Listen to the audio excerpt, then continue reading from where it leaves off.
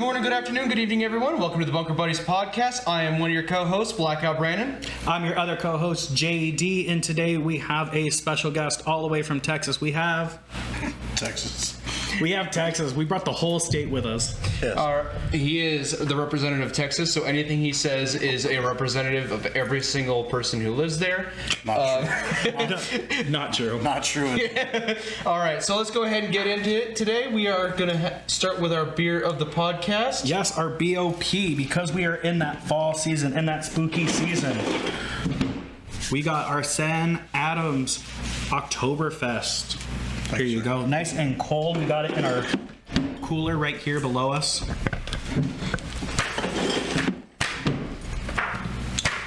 Got it. There we go. You can use your magazines to open one up.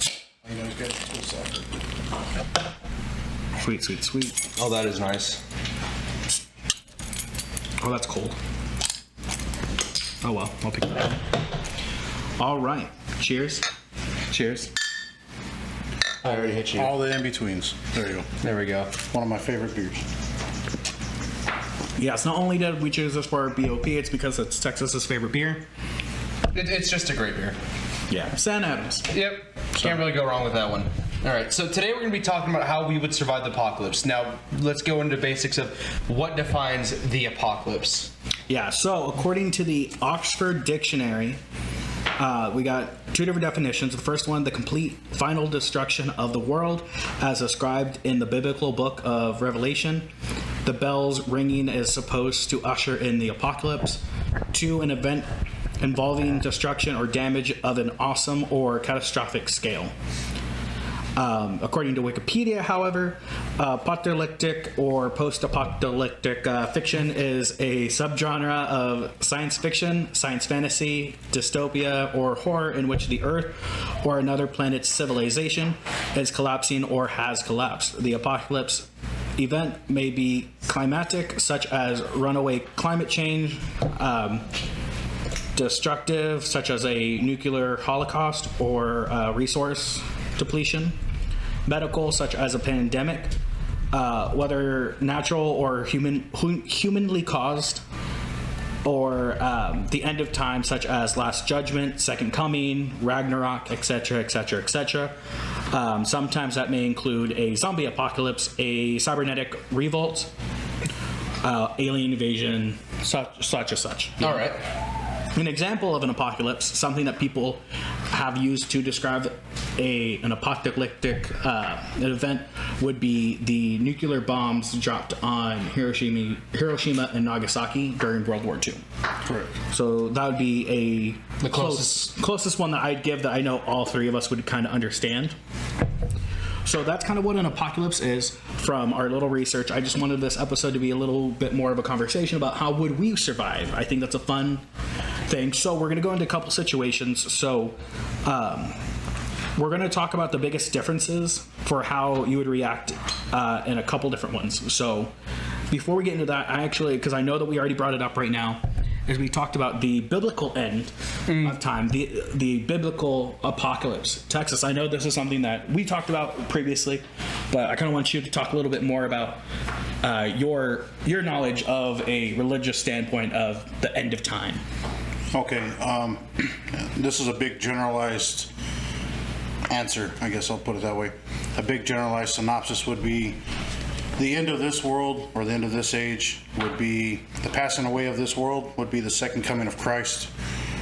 That's pretty much it. That'll be everybody facing final judgment, a world passing away, new world being made, and everyone that is saved will be taken or be part of this new world. Everyone who's not will be in outer darkness. Now I don't know how much more apocalyptic that can be if you're not one of the saved people. So I don't know how much more detail you want to get into that. There's dogmas in any branch of Christianity, I guess. Yeah. And there are people that claim to be Christians but have a completely different set of ideas, such as Mormons and Jehovah's Witnesses and all of that. I don't want to talk too much on that because I'm not involved with any one of those organizations, but that's the general synopsis there. So I wanted to bring this up The religious aspect is because we talked about a really interesting connection between our first situation that we're going to talk about is the nuclear apocalypse. Can you describe the dimensions that we talked about a little bit ago about what you were supposed to see during the apocalypse? Well, everything in the Bible is broken into two things. You have your Old Testament and your New Testament. That's how modern Christianity breaks it up. Everything in the Old is supposed to be forgotten and undone or covered over. Everything in the New is all that matters. That's one perspective. The other perspective, both are bookends. You have Revelation as the bookend to Genesis, meaning the creation of the earth and the end of the earth. So those two go together. There's wars, rumors of wars. Christ speaks of that, but there is something that me and a few other people have found where it describes certain things happening, apocalyptic events. And even still, when they asked Christ, the apostles asked Christ, well, what do we know of your second coming? Meaning this is going to be the ushering in of the new age, right? He said, if someone says I'm over here, don't pay attention. They say I'm over there, don't go. You'll know just as the lightning goes from east to west, right? Something very similar to that, effect. I have this here. I can quote it directly, but I'm trying to be brief. Yeah, you're good. Short of it here, there are wars happening now. Wars that have happened between the time of Christ till now. Rumors of war, earthquakes, all of these other, you would call it apocalyptic to the people that it happened to between then and here. Yeah. But that's still not the end of the world. So, but there is one thing that I found with the subject of nuclear devices. In the book of Zechariah, which is in the Old Testament, and this dovetails with things that are happening in the modern times. It describes something here, and I don't want to quote it verbatim, but you guys can look this up. It's Zechariah 5. There are 11 verses to quote here. All right, that's why you're not going verbatim. Gotcha. Right. But basically, what happens is Zechariah is writing down a vision that he is trying to put words to paper for what he understands 1,500 years ago. Yeah. Right? So this is not just like yesterday. He has no idea of what modern technology is. And an excerpt would be, the angel told him to lift up his eyes and look and explain what it is that he sees. And he says, to explain this, his answer is, I see a flying roll, or in the Hebrew, it's a scroll. It's short of it is, he sees a flying scroll. Right? It flies. In an explanation, it flies like a crane. If you've ever seen a stork or a crane, they fly very straight. They fly very quickly. Like a plane. These are explanations here. It flies like that. And it actually gives a description of the size. It says 20 cubits, which is the length of your fingertip to your elbow. This gets into the 20 feet. This goes into the golden ratio thing, but your cubit is somewhere between 18 and 22 inches. You can argue that, doesn't matter. And then the circumference of this. So it gives a description of this. And it says that it flies from one place to another. Now, the other excerpt, it says right here, he said unto me, this is the curse that goeth forth over the face of the whole earth. For everyone that stealeth shall be cut off, as on this side, according to it, and everyone that sweareth, or sweareth by me is another way to interpret that, shall be cut off, as on that side, according to it. So this is something that to be cut off means to be killed, to be wiped out, right, in the old book. Mm-hmm. So he's explaining that this is going to wipe you out. This is a scroll that flies through the air, and it's going to land in the house of a thief or a person who swears unjustly, and it will wipe you out. And it says right here, it shall enter the house of the thief and unto the house of him that sweareth falsely by my name, and it shall remain in the midst of the house. So what does that mean? Anybody have any idea about nuclear radiation, fallout, contamination? Just because the bomb's gone doesn't mean the damage is gone. Correct. Yeah. It'll stay there forever and ever. Now, not that long, but yeah. This could be confused for a missile, and that'd be great. But that it doesn't remain there, for one, and for two, here's another thing it says. In that same sentence, verse 4, it says, and it shall consume it with the timber and the stone thereof. So what bomb consumes the structure itself. Incinerates it, yeah. Bombs will blow it apart, shatter it, but doesn't consume it like in a Nuclear blast. So that's just mushroom cloud, I guess.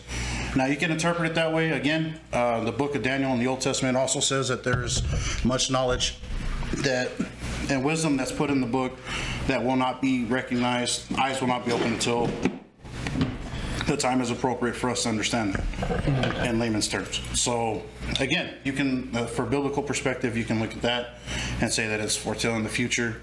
And it doesn't say that it happens here or there. It says that this is a terribleness that's spread out throughout the globe.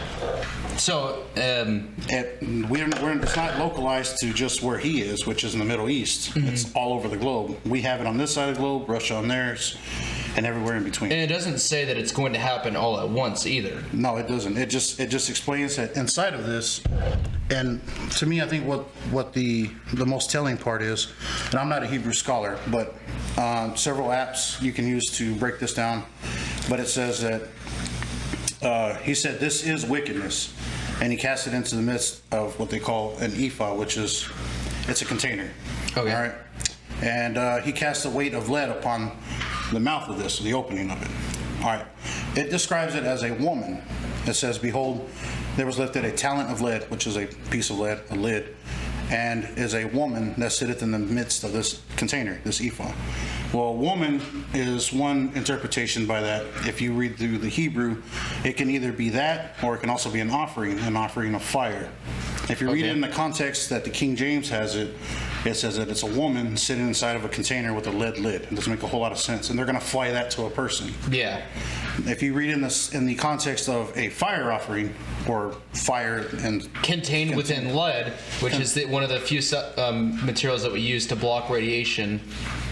lead is actually what plutonium and all that turns into as that's detonated, and it holds in, like you said, contamination. Lead is the only thing we know that can fight against that, right? So we can safely manipulate and handle this. Yeah. So this is one way to interpret that this is a fire offering inside of this.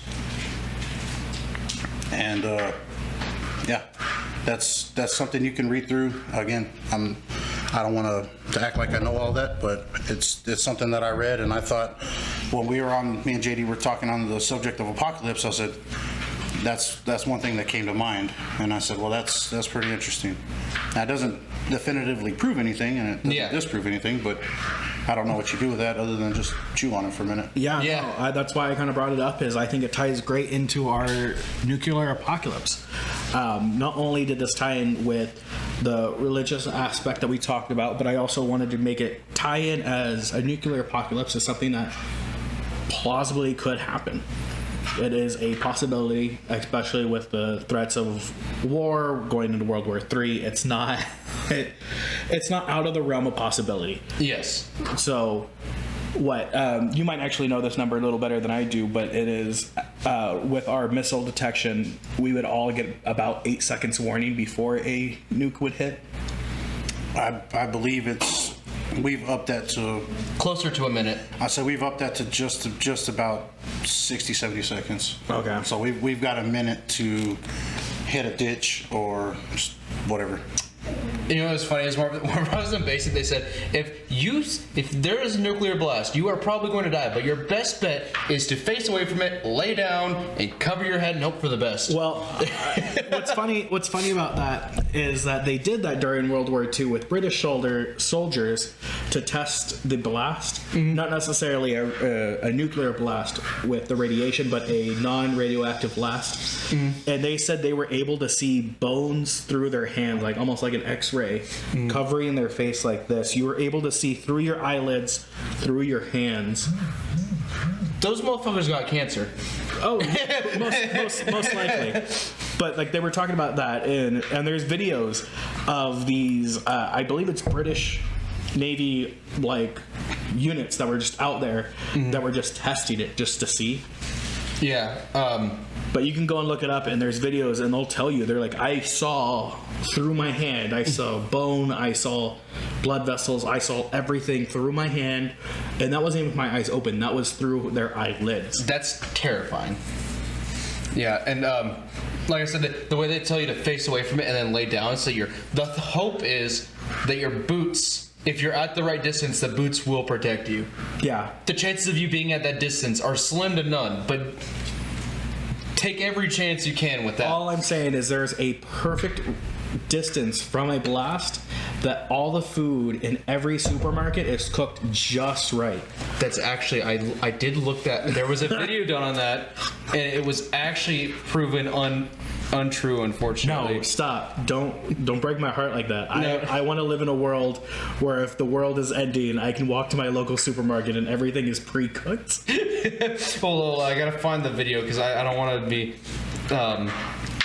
not crediting that perfectly cooked pizza. Perfectly cooked pizza. You got to ask yourself that question. How true is it? They said that if everything was to end by nuclear, I guess, devastation, the only things left would be cockroaches and Twinkies. I can believe No, that. we lost Twinkies there for a couple of years. I mean, they're back. I don't think they taste the same. I was about to say they altered the formula. They don't taste the same. I don't know what they did, but they're not the same. And by the way, that video that I was referencing was by Kyle Hill. Okay. Just We're going to bleep that name out. We're not giving anybody... I'm kidding. I love that guy. He's awesome, all right? Twinkies. If Twinkies survive a bomb, I'm upset because they changed the recipe. They're not the same. They're selling banana flavored Twinkies now. Can you believe that? It's gross. Ew. Yeah, it's gross. I like myself a good banana cream pie, but what the fuck? Maybe that's the sign of the apocalypse. We're running out of flavors, so we're making artificial banana. Gross. With that, we're gonna jump because I know that we are on a little bit of time crunch, and there's a lot that we could talk about. Like I literally could spend the whole day talking about this. All right. But we're going to talk about a little bit more about a medical apocalypse, so such as a pandemic. We're kind of out of one, depending on who you talk to, right? So, with something like that, a medical apocalypse could come down to either something, and this is a debate, and I'm so sorry because I know people in the comments will, no matter what we say, people in the comments are going to argue this. If the medical apocalypse is a natural cause apocalypse or a human-made apocalypse, such as a Genetically engineered. I'm having trouble speaking tonight. Genetically engineered pandemic. Yep. But like that's going to be the big argument that people are going to make in the comments. Either way that has happened, if a disease that was going through were killing people at the rate that, let's say, COVID was, or worse, we could technically consider that a apocalypse. Now, you can also make the argument in this that, and you put it into a religious aspect, is that we follow I think it's about a 10 to 15 year window where a cycle repeats, where it goes from this is the sign of Antichrist, and you go through this whole like step-by-step process to it's the end of days, and then it resets, and then you're back at the beginning again. Yeah, history repeating itself constantly. And it's not all religious people, it is the extremists on all sides of the aisle, on all, not just Christianity, but like on all religions, where like this is the sign of the end of days, and then it goes through like a 10-step process to like 10-15 years, and then it kind of like resets, because they said that about 2000, 2012, 1999. Was there any more like years that people were saying the world was going to end besides that you can remember? I believe 2022 was another year they said it was going to end. The prediction of the end of the world goes all the way back to the early 40s. Yeah. They just kept, and ever since then they've just... These were not fundamentalist Christians. These were everybody. Yeah. Oh, really? Again, that's what I was saying. Mostly cults. I mean, that'll sidetrack this into a totally different direction of cults. Oh, no, yeah, we'll cover cults on a whole nother. That'll be fun. I'm just saying that the majority of them were doomsday cults, end of the world, do this, give us this money, give us this, give us that. We will save everyone. We made a bunker with all of our money. Come on in and we'll take care of you. And get killed by the ATF together. I mean, that was Waco. Yeah. Rest of Indians. Yep. Sore spot, bro. Sore spot. ATF, man. That's why they practice shooting Shooting the dogs. shooting dogs, because you train like you fight, right? Yeah. Anyway, But no, it's a big issue. bunch And, of clowns. Thank you. Thank you. I like this guy. We don't take very kindly at all to that, man. That's a whole lot of nonsense. Yep. But sorry. Go. no, like I love this. But we also get into like the natural apocalypse as well. That could be a lot of things, and a lot of religions as well. They talk about this as well. If it's asteroids, it's climate change, whatever. I think they kind of do that with what was that one movie with The Rock, San Andreas? You know what I'm talking about? I think it came out. Was The Rock in that movie? That Was it? San Andreas movie? Was it San Andreas? But the one you're talking about was The Day After Tomorrow. Day After Tomorrow. That was where like the world was supposed to end, and like the whole world seemed like it just shifted upside down, and they built those arcs to escape in those boats. Yes, Day After Tomorrow. That's Day what I After was Tomorrow. saying. I believe that was the movie. I'm not a big movie buff, but I watched several of them. This is where I need Double P from FFE to come in, because that's what we would do. He's a huge movie guy, right? Yeah. But yeah, so I mean, you get all these different scenarios. So with each one, I feel, and this is kind of really what I wanted to get into, is each one you would need to prep a little bit differently. Yes. So how would you do that? So like what we're looking for is food. What would be the big difference with prepping your food and getting food ready? And so if it was like, let's say like a nuclear apocalypse or something like that, you would need to be living underground. You would need to have pretty much all that stuff already prepped. You would already need to have your years and years of supplies down there. And whereas if, let's say, it was a disease apocalypse, where it was, you would just need to be prepared to hunt animals and stay away from humans, or you could be living underground. So, Yeah. I disagree. oh, okay. I'm So here. I'm this listening. is where it comes in, and this is where I was going to break into your conversation right now. Is that me and Texas have had this conversation on lives on his channel, Beer.Beans.Bullets on YouTube. All right. But we've had long conversations. I mean, like I think we've done like 3 different lives, each of them being like 3+ hours long, Okay. just talking about prepping. Talking about this is how we're gonna can food, this is how we're storing food, this is how you should be storing food, how you should be checking and rotating your food. So we just talked about that. I want Texas to actually go into that a little bit more. I'm sorry, man. It feels like I feel like a lot of this is leaning into my corner, man, and I'm really not trying to. That's what I want. Dude, that's what we're here for. Come on. That's why we got you out here. All right. Well, every person is different in their perspective of what could end this life. Not to leave out talking about the genetically modified things, GMOs, right?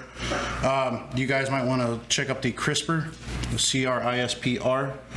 And what CRISPR is gene editing. It allows them to create GMOs such as like the corn, wheat, and all that are consumed by people on a daily basis. They don't know what that does to people. So people that go all organic, I don't make fun of them, because these are guys that are eating non-GMO foods. I think that's a better idea. Yes. Just leading that out there. But just to touch on the viral thing, the CRISPR also allows the editing of DNA of not just plants but also animals. So what is the CRISPR? What CRISPR is a process. It's also called Cas19. Okay. Cas19. To be brief, you can just look it up, or Cas9 is the other name for it. But I'm sorry, I said 19, but it's a Cas9. Okay. You can look it up. It basically what it explains is, Wikipedia will give you a 14-hour discussion. All right. To make it short, is they change the DNA of everything has DNA, right? Mm-hmm. Everything that is considered living has DNA. It allows them to somewhat genetically modify these things. This is the process used like in the Resident Evil movies, for example. It's something that gene splicing and all that. They've done this with goats and spiders, where goats no longer produce milk; they produce silk. Have you seen that? No, I haven't. That sounds awful. That sounds horrifying. You should. It's such a great video. You should check it out. It's not cool, but it's interesting. It's terrible for the animals, but they wanted to find a way to mass produce silk, and the best way to do that is to blend the spider DNA of a mass silk producing spider, like an orb weaver, to something like a goat, where you can, it's a small animal you can And they milk. successfully did it? Yeah. That's correct. Oh, that's fucking It's so horrifying. cool. No, that ain't right. He showed me a video on a live stream once, and I was just like, "This is crazy." No, I don't like that at all. Oh, I don't either. So when you're saying that there are animals, I'm like, that's great, but some of these animals are, they're not. I wouldn't believe they're safe for consumption. Okay. For that reason, and I'm just saying that when we start getting in the realm of genetic modification, on It's still just you might as well just be having canned food that you've already prepped long before this happened. it's such a huge spectrum of things, but the sample sizes are so small. This isn't like rampant as far as I understand. It's not like you're gonna go outside and see like a 4-legged dog and then say, well, what's that on its back? Oh, it's a 5th leg you weren't supposed to know about. It's not. All right. It's not gonna be something that it looks normal from a distance, and when you get up close you realize he's got 6 eyes or something. Yeah. Like I'm saying that these are things that are done. These are tests that are done by scientists, supposedly that are okayed by whatever governments that they're under to run these tests, and they do these things in small quantities. So, but when you guys are talking about a viral thing, I'm saying that there are a lot of animals in the old books. They're called chimeras, right? Yeah. So not to be just in Christian or just this or that, but in mythological books, they're also named as chimeras. So this is the mixing of 2 species. All right. In the old days, this is not something that was new to them in terms of thought. So Yeah, because they thought that alchemy, a big thing, part of alchemy was making chimeras, trying to blend 2 different animals to begin with. the biggest goal of alchemy was turning lead to gold, but Yeah, but that didn't work out too well. it didn't work out at all. But that's a whole nother issue. I'm just saying that in terms of that, I just wanted to touch on the CRISPR thing for people that are listening that may want to do their own research. I recommend that for everyone. All right. But I disagree when you said that the best thing to do is to stay on the ground and then hunt. I have not just me, but a lot of people have their own priorities in terms of what it is that saves you. 3 seconds without faith, right? 3 minutes without air, 3 days without water, 3 weeks without food, and there's shelter in there. That's 3 days as well. 3 days no shelter, and of course 3 months without sustainability. After 3 months, you don't find a place that you can survive in that's kind of hospitable, you're kind of done. You got to become self-sufficient before everything breaks down to begin with. Within 3 months, if you're not sustaining yourself in that situation, you have to leave. So that if it's not repeatable, you have to get out of there. So when you're saying hunting animals during the Great Depression, which is similar to what we're in now in our recession in the United States, in the old days, everybody turned back to hunting animals. You know, deer was almost extinct in the 1920s. I did not know that. Deer almost went extinct, and they made it illegal. Yellowstone had almost no deer. They had to remove all the wolves. They went through all this. It's a whole process you can look into. But I don't believe hunting is something that people can do, for one. 2, if they do manage to go out and bag all these deer and elk and whatever else, llamas, whatever they can find, How much damage are they going to do to the ecosystem along the way? you're now destroying what's left of the ecology, right? So All right. now what? Now you're not only are you doing more damage to that. When you bring that food back, what are the probabilities that this food is tainted? Yeah, especially if it's a nuclear apocalypse. Yeah. You got a deer that's been eating radioactive plants. These plants didn't die off somehow. That food gets transferred to the animal. You eat that animal, it gets transferred to you. All right. And what does radiation do? Damages your DNA. What does that do? Slow but painful Anything. death. Well, when it damages DNA, it does anything. It causes mutations, which are not checked, not controlled, which is life-ending. Cancer causing death. Now, I don't know who else has seen other movies where the Hills Have Eyes people look cool to you, but I don't plan on looking like that. Yeah, no. I do recommend the in terms of nuclear, I do recommend getting out of the blast area. The best way to avoid being nuked is to not be at a hot Population center. Not be at a hot target. Yep. Sorry, everyone on the west coast You're of the California. United States. Dead. Well, I mean, it's basically the whole west coast. We're It's liquid. It's liquid, yeah. And it's not even like every area on the west coast is a populated area, but we are an area of target for our military bases because the west coast. The Navy will be the first thing hit because that will weaken. The United States is the whale. Russia is the elephant. The largest land animal, powerful land animal is Russia. All right. In America, we are the whale. We're surrounded on all sides by water. We're the strongest force on the ocean. Shout out. No, to you're that. right. Not that I'm putting down our Army or Marines or anything like that. They are indeed putting in work. I'm just saying that the biggest show of force we can provide is not in our people, it's in our equipment on the ocean. Yeah, and Shout out to Great Britain. Thanks for giving us that one. Yeah. What is it? We have the first and second largest Air Force, I believe. Our regular Air Force and our Naval Air Force. Pretty sure that's the top 2 air forces in the world. Well, we talked a little about the Naval Air Force and being able to launch and land in like pitch black conditions on the water. Yeah. And we've only lost one plane? Well, We've only dropped one plane in the water? I think the British have dropped one and we have dropped one into the water. But ours was recent, yeah? Yes, that happened in, actually my friend was on that ship. I was going to say, I was like, you're a person you know was on the ship. Yeah. Yeah, he found out people got court-martialed because they had videos of the thing, and it wouldn't have been so bad if the videos didn't have the coordinates on them. oh my God. Oh yeah, they were. I'm pretty sure they're turning big rocks into small rocks But right now. also, that's been a big issue through the military right now for TikTok. Operational security is a big thing, and the Russians are learning it the hard way. Yeah, because I'm sorry, and it's not just the U.S. soldiers, but like any soldier in any country is on TikTok, and you can find them, and it's so easy. And it's not like, oh, here I am. They could go through their barracks. And I don't know how much you guys know about infiltrating anybody, but if you can learn out the layout of the inside of a building, you can infiltrate it that much faster. Yeah. So if you're going through your barracks going, hey, everybody, look where I am at. Hey, look at this doofus over here, and you sweep across the entire barracks, and everybody, you see where all the personnel are and where the exits are and everything like that. You see where the stairwells are because of the signs. Yeah.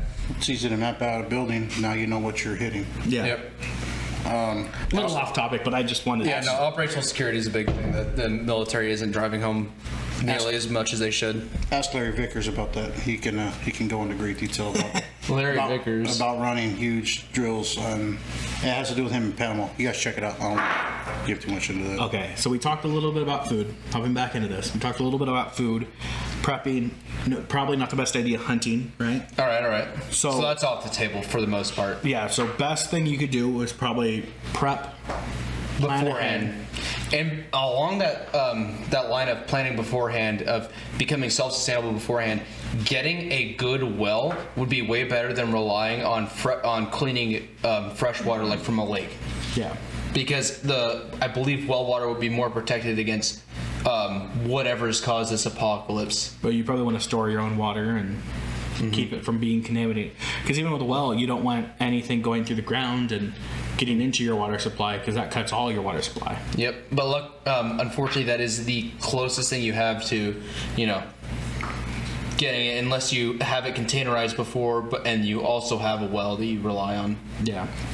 So with that, we also want to talk about housing. What are we going to do about housing? Because we're kind of really focusing on a nuclear apocalypse, but remember, like let's put into these other scenarios where what are we going to do for housing? Because for housing in a nuclear apocalypse, that's going to be a lot harder than housing in, say, a medical apocalypse or a natural apocalypse. Yeah, I feel like you can't go wrong with getting a Bunker. a shipping container, and just digging it like 10 feet underground and covering it up and making an entrance. Yeah, all I'm saying is I thought my gym office look to the camera right now was the best one that I did. Because you said a bunker, And then I made eye contact. Or do you want me to zoom in on you and everything like that? Yeah, I want Okay. edits. I want edits. No. Oh, come on. I've got I want a picture of a bunker here, then a picture of a bunker here, because look at all the space I now have. I don't like this setup anymore. Oh, we just got a chat. Can somebody? Wait a minute. I may be able to look. Yeah, at you that go myself. read it. That's your responsibility now. Yeah. What's the question we got here today? Hey, my friends, I just wanted to say hi. Also, I'd like to mention that I'm getting a strong sense that the gentleman on the left hosts great barbecues. Party on! Yeah, I'd say that's right. I assume that we're talking about Texas. What's up? Yeah. Possibly. That's great. That's great. Yeah, if you guys I feel like do you host a good barbecue? I try. all I'm gonna say is that I'm trying to stay humble. And the Snapchats that I get from this gentleman over here is he throws meat in a box. And it's the funniest shit to me because it's beer boxes. Let's put this in context. Wait. Let's put this in context. We're gonna have to hit the pause button on this description because this is gonna end up on the hub or something. This is gonna be taken out of context. This gentleman throws meat in the box. I'm like, look, It's code. this is when I do barbecue. All right. So everything from briskets to whatever, doesn't matter. Generally, I do pork chops, chicken, and hot links, right? Okay. Favorites. And we have a beer box. So once we drink or take most of the beer out of this beer box and put it in our ice chest, we have an empty box. So once we're done with that, we're such damn near animals that we literally just take the meat that's cooked and throw it in the beer box. And then we take it all inside and eat. And we silverware is cool, but I care enough about the missus to not put that on her. And if I'm hosting it, I have to do it, and I don't want to do it. So you're using your hands, and that's the way it works. Like, I will sacrifice napkins all day. To me, that's cheap, and it saves time. I'm not cooking and then having to do dishes on top of that. Sorry. Pink Cat said that's just the vibe he gets from you. You look like a trustworthy guy that you would like to have a drink with, and that you know your way around the grill. I appreciate it. I hope Whoa, welcome to Texas. I was about to say I appreciate that. I hope that carried through pretty well. But I don't know what else to say other than I just try to do my best to not be a jerk on everything. Hopping back into this, as we're going into housing, we talked about bunkers, a great idea. Part of the reason that I wanted to do this episode was because of our name. We're the Bunker Buddies. Mm-hmm. Part of the reason that I chose Bunker Buddies and I pushed so hard for us to use the name Bunker Buddies is not only are we interested in the bizarre and unnatural and the mysterious, like cryptids and everything else, we're also very much preppers in a lot of ways where we're talking about our Second Amendment rights. We're talking about actually like preparing for situations Getting like this. self-sustainable. Not necessarily a nuclear apocalypse because there's only so much you can do. Because once it happens, and a lot of it's out of your hands. You can only do the best you can. Yeah. But Bunker Buddies, we're talking now about housing. I think a bunker is a great idea. I've talked to Texas about this. I'm not going to say locations on here, but I've looked at places to put bunkers. I've done I've financially figured out how much it would cost me to get a bunker, a well, like to set myself up on a plot of land that'd be far enough out. We've done live episodes on his channel of like how I would do it, setting up solar, setting up containers to catch water. How hard would it be to set up farming within that bunker? You would need a lot of. How well does UV light Farming work for would take a while until you would be able. It would be a couple of years to get your farming land ready after a nuclear apocalypse. But if we're talking about a medical or a natural, it might not take that long.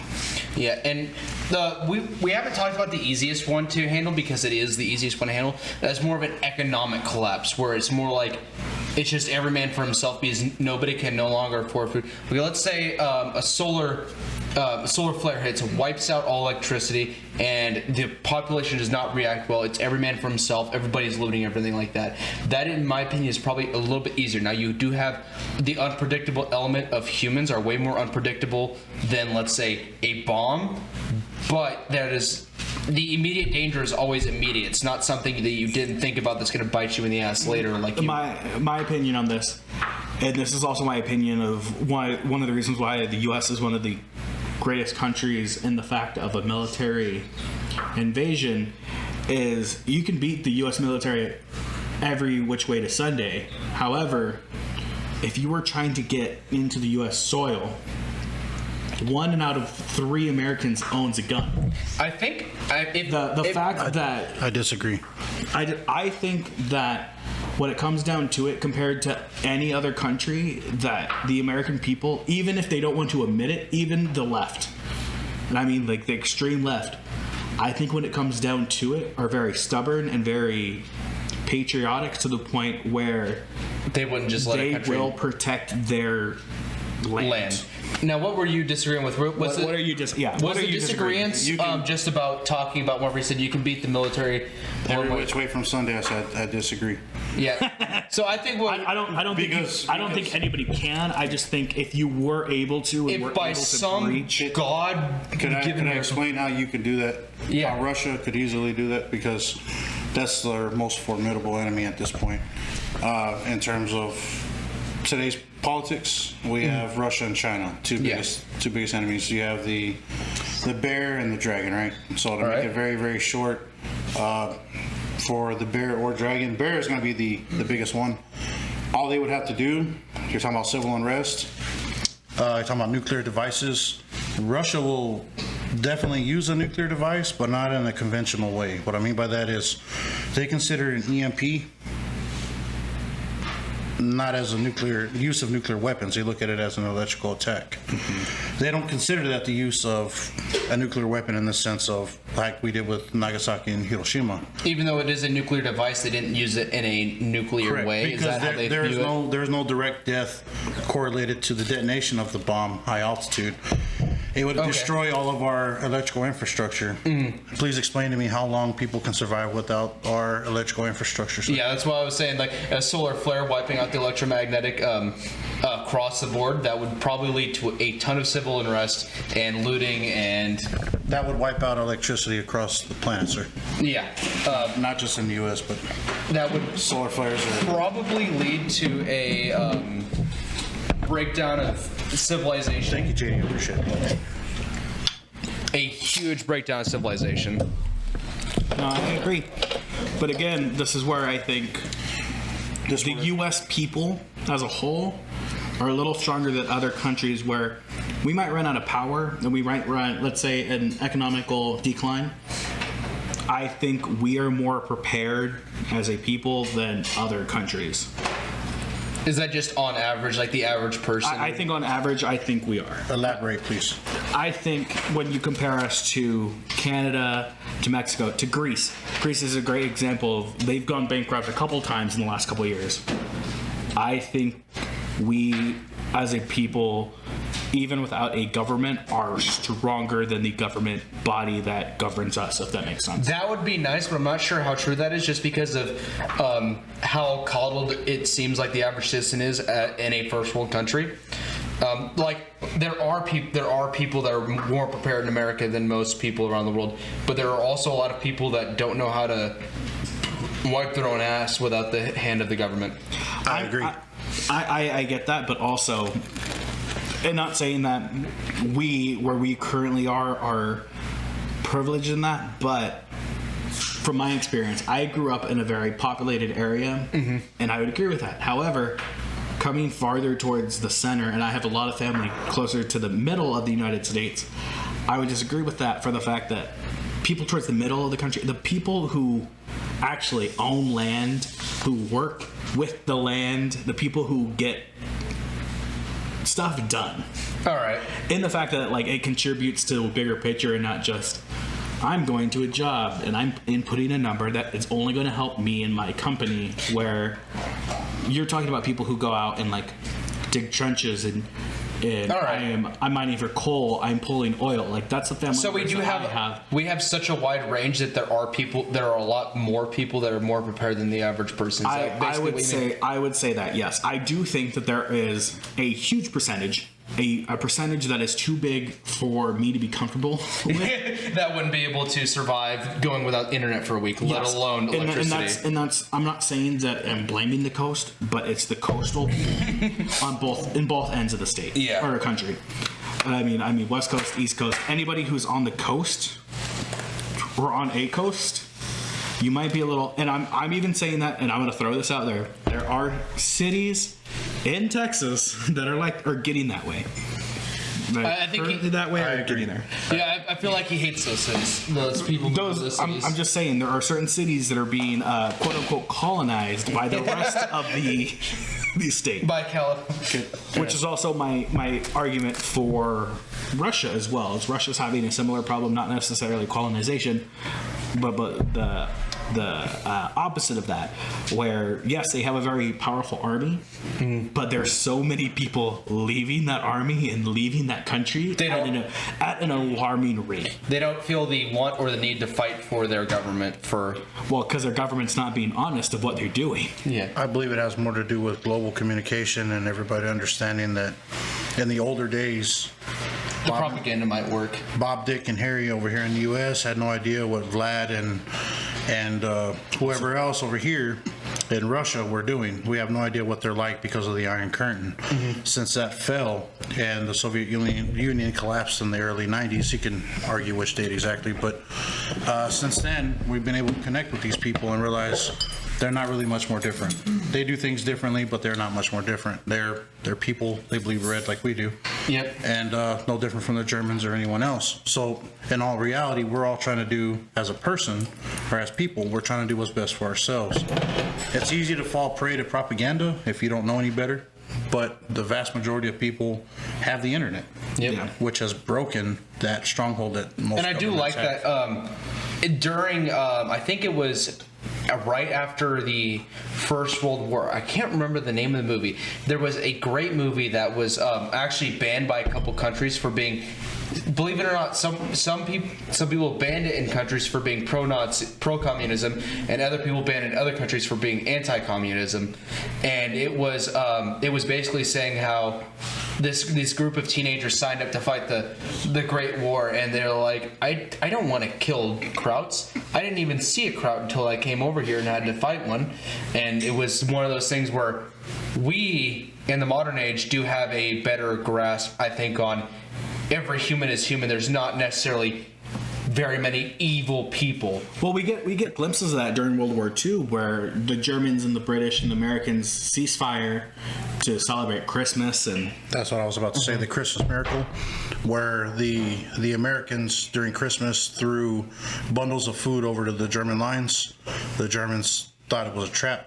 But after several hours, they sent someone, probably the lowest ranking guy, to go check it out. And it was private food. dickwad, yeah. They realized this was an offering of something positive for once, so they threw something of theirs back.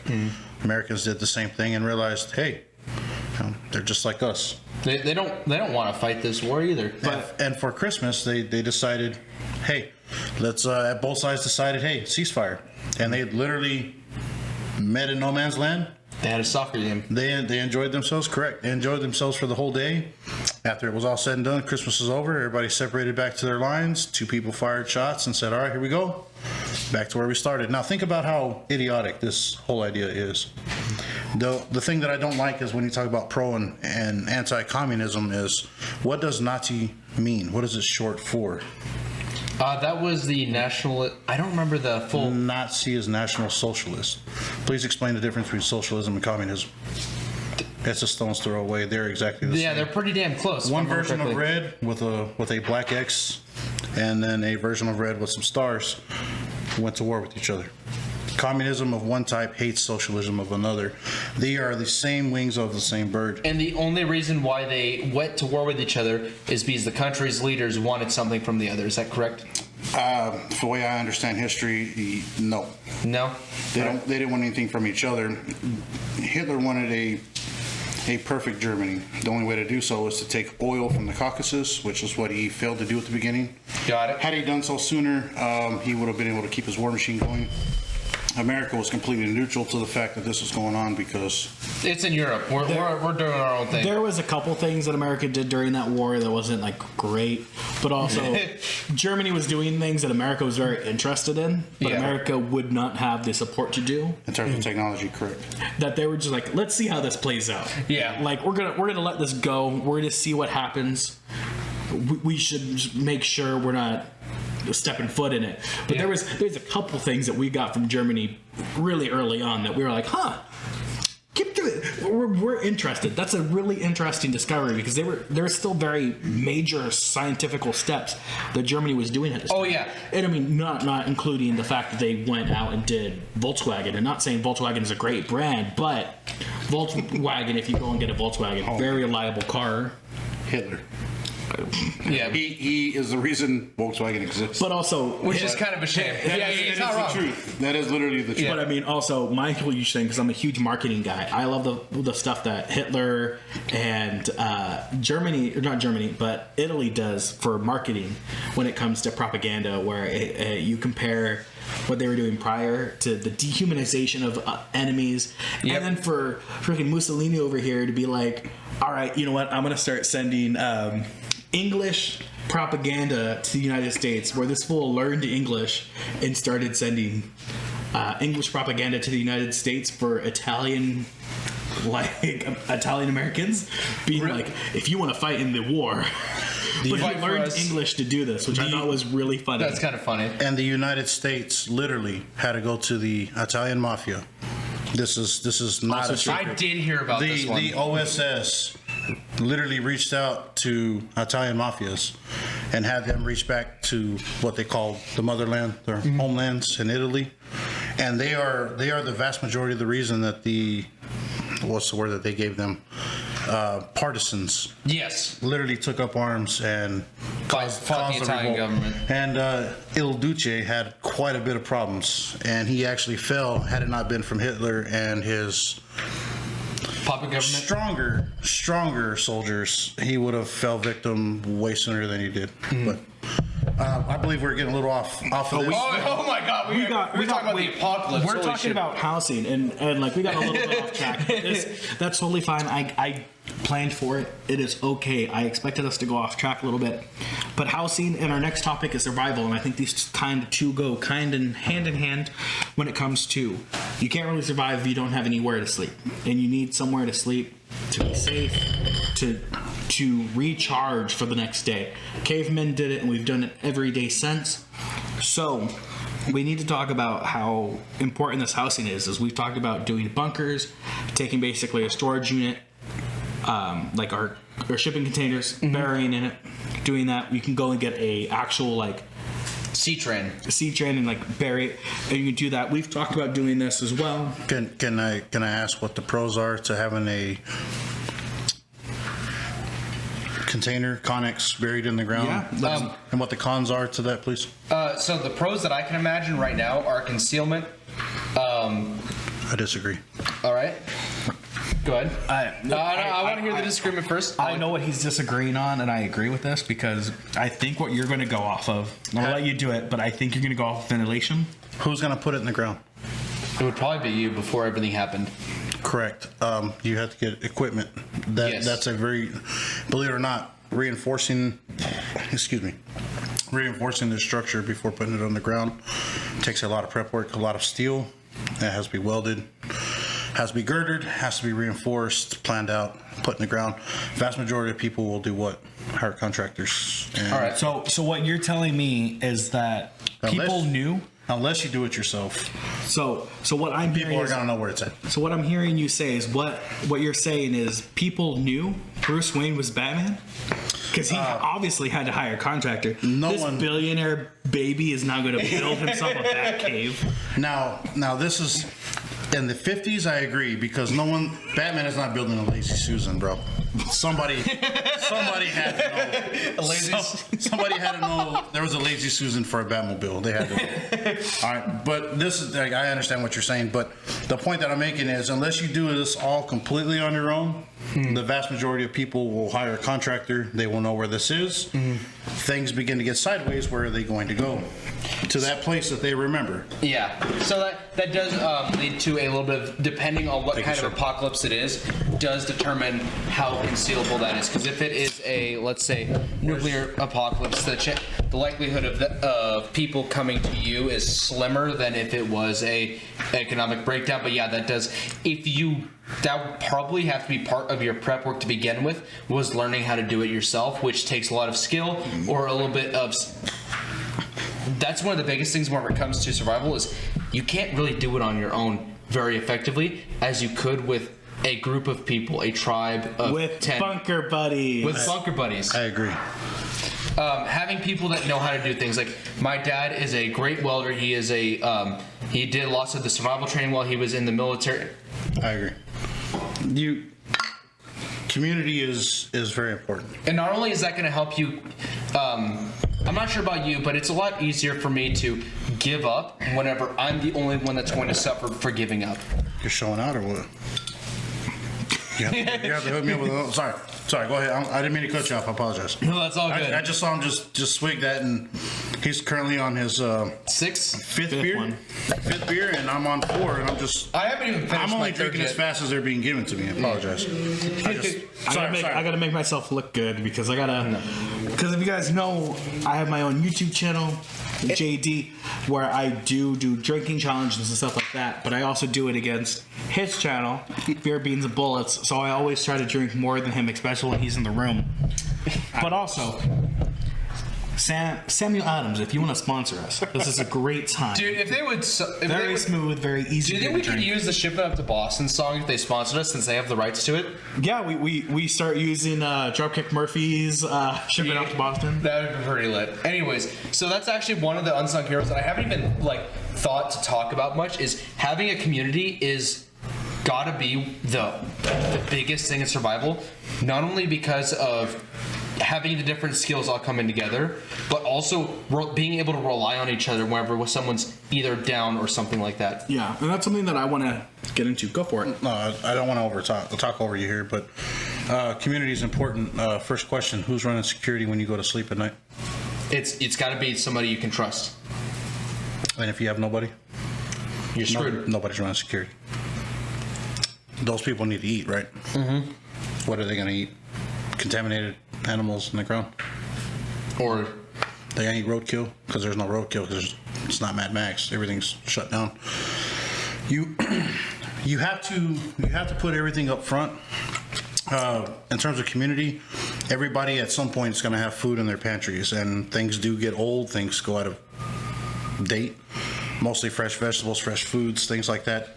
That's going to be the first to be eaten, obviously. And shit. in terms of what to stock, I didn't air. finish this. Apologize, thank you, sir. Appreciate it. Air should be your first priority. I just want to break that down Barney style. Air should be the first priority. Gas masks, all that. CBRN masks, if you've got full suits, that'd be great. If you're anticipating your nuclear fallout and everything else, because even if you're inside of your structure, inside of your home, you need mass between you and the radiation. And even if it's just economic collapse, you have no idea what the capabilities of a person trying to take all of your stuff is going to have, whether that be tear gas. It is very, very good for you to have you and everybody else clean shaven and ready to be able to put on a mask at any moment, and that's something that you would need a structured community to do. Correct. I believe that the best way to keep your house from catching fire is to have a community.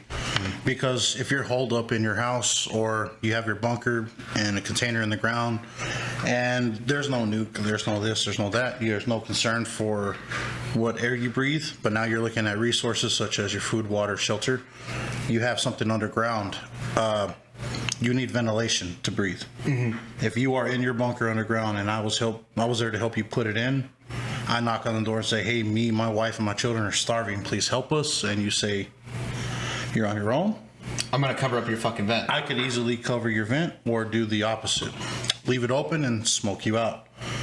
When you come out, you don't know where I'm at. You don't have a periscope. I don't think you're smart enough to put one in. You don't have a periscope. You have no way of knowing where you're at when you come out of there or where I'm at when you come out of there, right? Sitting there with a rifle telling you either share your shit or I'm going to shoot you right now. I have now made your bunker into a liability. So what happens then? Because are you willing to turn away starving children. No. That is something you have to be willing to do if you're willing to lock yourself into this bunker. Yep. If you are saying, well, let me open this up and bring you in and help you, are these people you can trust? This is the thing of you being one person, an island. No man is an island. So we kind of touched on a topic that I'm going to bring up a little bit later, but we talked about running into survivors if survivors run into you, and this ties in with our community, into our survival, into our housing, because we talked about burying bunkers.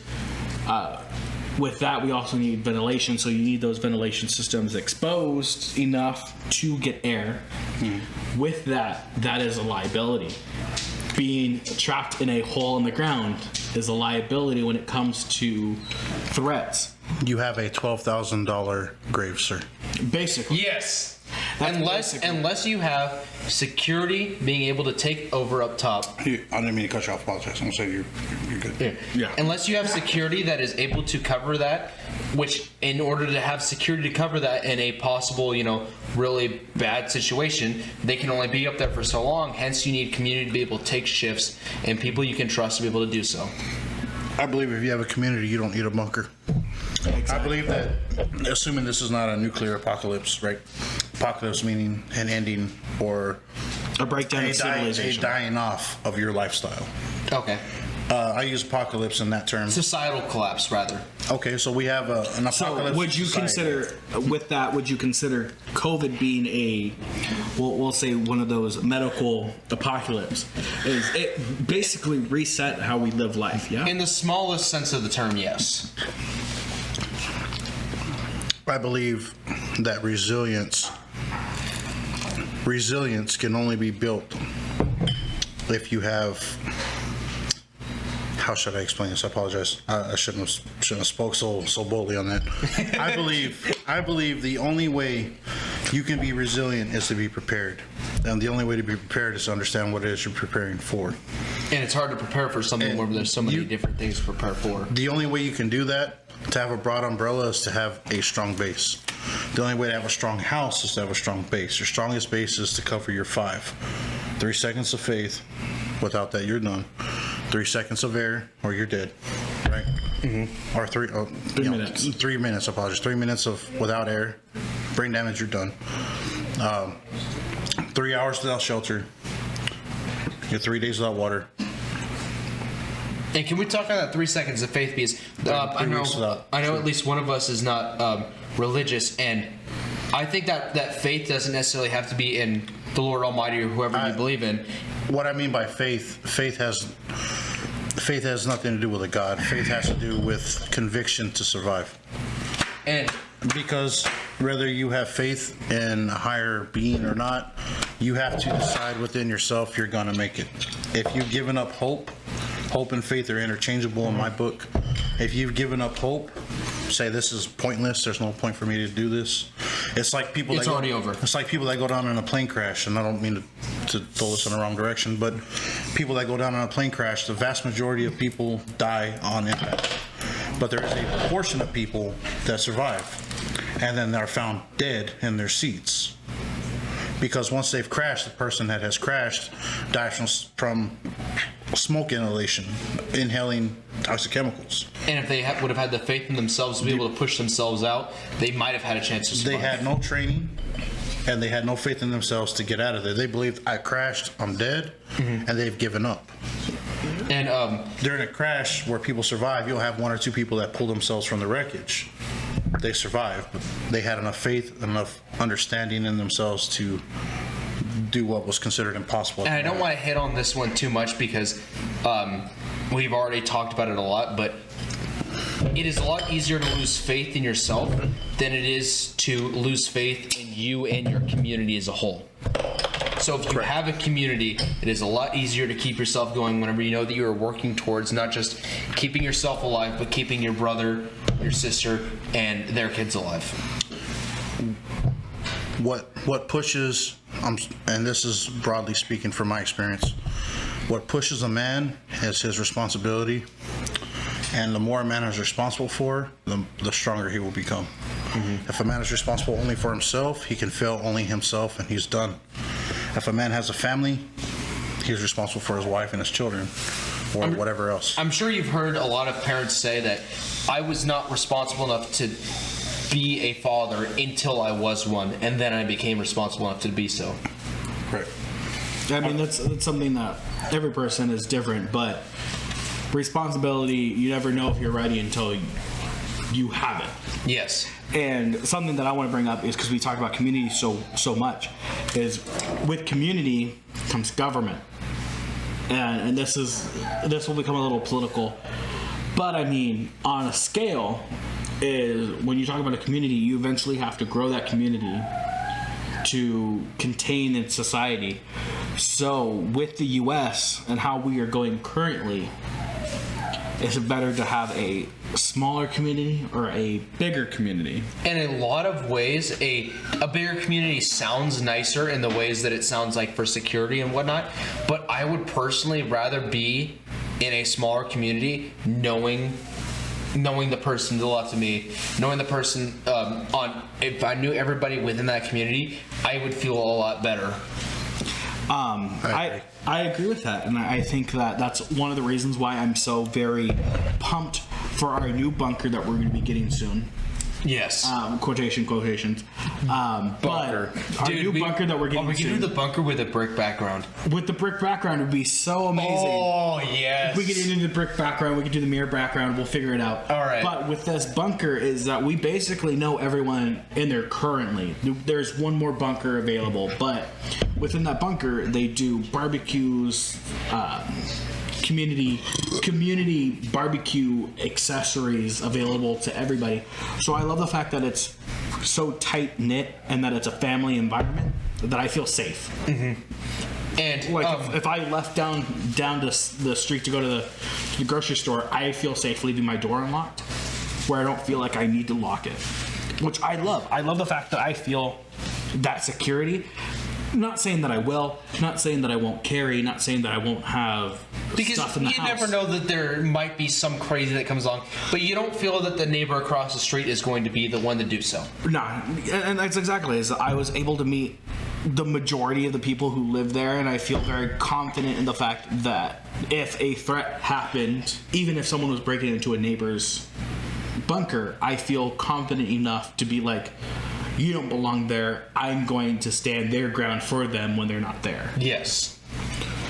So I like that about our bunker, and I love the small knit community that we built there and that we're going into.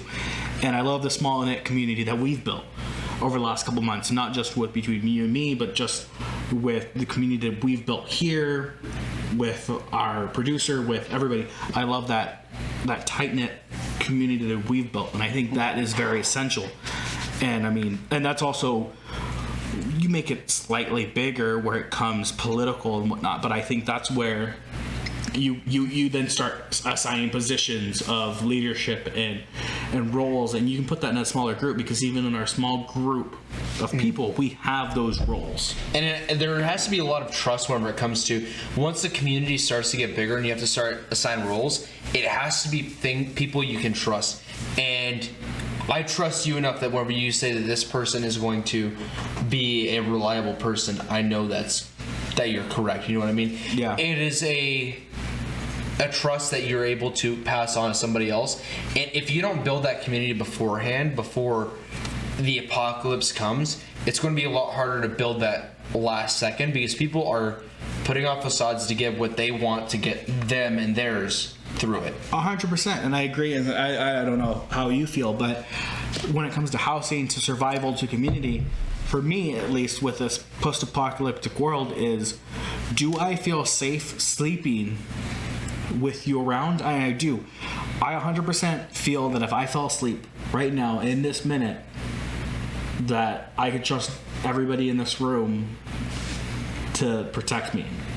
If that makes sense. Like if we were in I'll write a sharper mustache on you just in case, but I mean, I would rather you write a penis on my face than for me to die in my sleep from a enemy attack. Yes. Because that's a funny, like, college young person thing to do, but I mean, like, I trust everybody in this room enough to sleep, and I think that's, and I don't think that everybody understands the importance of that is the safety and the security that I feel with people in the community that we've built.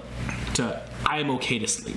And you know what? Because I don't feel that with everybody. Like, if I go to work, I don't feel safe falling asleep at work. I would never feel... Yeah. I actually hadn't even thought about community nearly as much about prepping as I had before this podcast, and I'm glad we had that because that's something that I hadn't thought about before this podcast, and I need to. Oh, prepping is such a big thing for me, and I want to do more of it. And it's something that you'll see. Being self-sufficient, not having to rely on... Yeah, I will make more content, and you'll see it on our YouTube channel. So go like and subscribe. But I'm going to start doing that a little bit more because I've talked about doing it. I wanted to do it, but now that I get my own bunker to do it, in place and space to do it. We do have a little planner section that one of our neighbors has already started, and I'm sure. Our planner section, we have our own little like area balcony to do stuff. So I mean, that's stuff that I want to do, and it's not just fruits and vegetables. I'm talking about stuff like aloe vera and stuff like that because we want to talk about getting medical stuff. And because as much as we want to talk about farming, and that's something that I have here is communication. We can talk about food and stuff like that. Is it's great to have that stuff, but when you're talking about farming, you want aloe vera because aloe vera is such a great, not only a medical resource, but it's so great for so many different parts of your body. If you want healing for your hair, I didn't know about aloe vera for that. My parents do have an aloe vera plant in their front yard, and I can't tell you how many times I've gone over there. We've gone out on the boat for hours and hours. We peel back we cut off a piece of the aloe vera, we peel it back, and we literally like squeeze it onto our sunburns, and it's amazing. Yeah. And we were lucky enough that it was already there when we moved in. And knowing my dad, the moment he gets his property that he wants to get whenever he retires, he's going to make that a self-sufficient bunker as hell. And if I'm not with you already having a self-sufficient bunker, I'm hightailing it over there. So part of having your own bunker is having the community we talked a little bit about. But you also want to have that communication. So let's say that our bunker is so far away from your bunker. We want to be able to communicate, or at least have some type of communication, because obviously not only are in a medical, in a nuclear apocalypse, in a societal breakdown, we won't have a post office. We won't have cell phones. These become obsolete, and this is probably the first thing that goes. Before you run out of food, this will probably go first. And I'm not sure about you, but I already have a radio. I've already been done a little bit of research on radio etiquette and radio frequencies and stuff like that. I know that I don't necessarily have the equipment needed to carry me more than 5 miles. But that's something that I want to get into, is that we need to talk about communication. You look like you have something that you want to say right now. The FCC won't exist. Yeah, the FCC. Fuck the FCC. Did you know that with a UV5R, which is one of the most common ham radios in the world, you are not allowed to transmit on GMRS or FRS frequencies, which for those of you that don't know are the same frequencies that you use to talk on a walkie-talkie, because it is considered too powerful, which is the dumbest thing in the world. Correct. If you buy a Baofeng, which UV5R. UV5R is the most. That is the Lego of like the beginning step. That is like the base level of your. We're no longer buying Mattel toys walkie-talkies. Exactly. That is the adult version of the Mattel walkie-talkie. Thank you for showing me this, man. I love this, man. The UV5R. I will send you links to a UV5R complete better upgrade that they make, but that's another okay. Outside of this podcast. Apologize. All right, no problem. Looking forward to that. Yeah, this gentleman here is speaking on ways to communicate with others. My question is this: if all of this works out and all this is great and there's whatever, if he's using these things to speak with other people, FCC will be gone, regulations will be gone, complete collapses happened, whatever the scenario, you have power. How would you power these things? Please explain to me. So that would be another thing that we were talking about. He was already talking about solar panel with your community. You would already have to have that set up, and you would have to have basically a radio center set up with a antenna that you would have already had to do. EMP will wipe out. Okay. Solar panel. If we do an EMP apocalypse, that wipes a lot of that out, and that's where a lot of that. Communications is word of mouth. So what I'm hearing is larger community. We need to get messenger pigeons back. What were you saying about larger community? you want your community. The best way to explain this would be resistance toward an invading body, because if the United States falls into this, let's just say the Russian government has taken over our government, and they don't necessarily have the means to control everybody. Scenario A, drop an EMP on America. All right. Let's allow America to spiral downward, collapse. All right. Collapse ensues. Sun Tzu's first principle: do not interrupt an enemy when they are destroying themselves. Let's let America weaken and destroy itself because loot each other, because fight each other. Both sides, left and right, are so angry and spun up that every left-wing guy is trying to kill the right-wing guy, and so on. It doesn't have to be an immediate response by either Russia or China, but let's just say You're this about happens. to say something offensive, weren't you? No, I was checking the time, and I actually saying not as far as I thought we were I'll going say, to. let's assume that there is this collapse. They turn off all communication, EMP, east and west coast. Okay. They would launch these from where? Let's just say Arctic Circle, off of Alaska. Near Alaska, yeah. That would be the number one place. Second place would be where? Venezuela. Yeah. Because they've had joint operations with. They have? Yes. Yeah. Did not know that. Venezuela, Cuba. Venezuela has been hosting China, who is their biggest backer, Russia, Iran, North Korea. Because we've cut them off from our stuff. They are the largest collapsed, still working somehow, collapsed government that is still, is because it's a dictatorship. That's I was going to still say, working. is it because it's just such a military powerhouse compared to its peoples? This is why you need silver and gold, because that's a whole other issue. Oh, But did you hear there's actually a representative that has put forth a... Yes. Okay, to return to the old standard? It will, Sorry. it will die. It will, I know, but I can hope. it will not make it. It will not make it. But I can hope, right? Because if you peg the dollar to gold, we're done. But I can hope, can't I? You can hope all you want, sir. But there's a reason, and I don't mean this just kind of throwing that out there. I'm probably gonna offend everybody. It doesn't matter. There's a reason why silver and gold is called God's money, because you can't counterfeit it. Yeah. Like what we are, our dollar bills are fiat Paper. currency. It's fiat currency.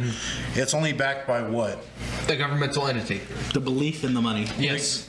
Correct. The projection of power by the United States government. This goes all the way back to. Oh my God! I don't want to get into it. All right, I will move this aside. I'm just saying. But I mean, we've talked about silver and gold in live streams. We've talked about. There's a guy that we talked to in Illinois, Cajun. Oh no, he was in Louisiana. Louisiana, it's Cajun. My neighbor state, and I am thirsty and I'm out of beer. Sorry. I'm so sorry. Sorry. But I apologize, JD. I don't mean to put you out for having to apologize, but I appreciate it. Thank you. But no, we've talked about this with a guy named Cajun, his YouTube channel. I'm going to ask you guys to continue small talk while I run to the latrine. Oh, he's breaking the seal already. So what we're talking about is on our YouTube channel. I'll probably link it. I'll make sure that we link all this stuff below. So should we? There's Small talk. So nothing major. We're going to talk about gold and silver really quick. We've talked about this guy, Cajun. We'll link his YouTube channel below along with yours. But what we're going to talk about, I appreciate you don't have to. but I appreciate it. we talk about live on our live streams. We've talked about gold and silver and the importance of that. His channel is really focused on gold, silver, Precious with that- metals that are physical. It's physical. It's something that holds its value, unlike money, paper money, regular just Fiat currency. fiat currency. Yeah. Fiat currency is backed by absolutely nothing. It has now become the petrodollar, and that was because of Alan Greenspan and these other guys back in the day. They did basically a drug deal with our currency when they went to the UAE, the Arabs, and they said, hey, you guys are probably one of the largest producers of oil in the world. What do you say you guys only produce oil and sell it to the world, but you do it in American dollars? Do us a favor. You do that, we'll provide you with what? Security, equipment, military strength, the whole nine. You guys will be protected and project strength around your area. That's the petrodollar. That's where we are. that's what happened. So here we are now, where Russia and China are both petitioning and pushing successfully the ruble and the yuan on the Saudis, saying, hey, check this out, guys. Which, oh man, the Middle East has always been a quagmire, but this is something that alliances make no sense. But anyways, we So have what have I missed since I've been gone? So we're just talking about metals. the Saudis are aligned with what they should consider to be a not so cool person or entity, which is Israel. All right. This is The Saudis are aligned with Israel? Yes. they are working together against Iran. Oh shit, for real? Wait, when did this happen? For the past year and a half, where have you been? Dude, Okay. I've been in a bunker. What do you mean? Apparently. Okay, right. That's geopolitics, has nothing to do with this year. But I'm saying that proves that alliances globally can and will change. Yes. And- You saw how much that took me by I mean, surprise. You cannot put too much stock in people that are in another area of the world. Alliances will rise and they will fall. Fiat currency is not backed by anything. Sir, gold, are they making more gold? There's only so much in the ground. Can you explain to me how much there is?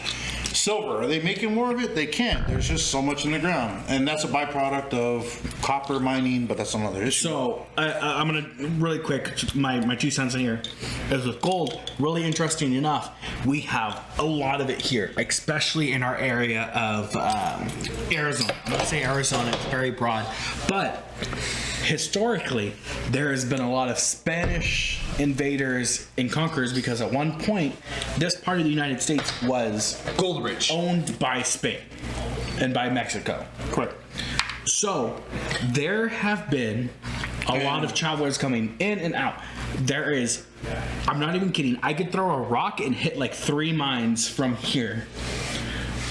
And that's an episode. Wasn't it? There's going to be an episode that we're going to do in the future about mines here in our local area because there is so much gold in all of these hills around us that you've seen.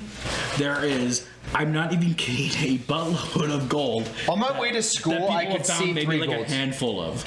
Well, Because it's just sprinkled. 3 gold That mines. sounds awesome. I cannot relate to any of that because my part of Texas is liquid gold, which is petroleum. Which is still a very, very valuable resource, but it'd be a lot harder to capitalize on in a post-apocalyptic world than it would be. Yeah.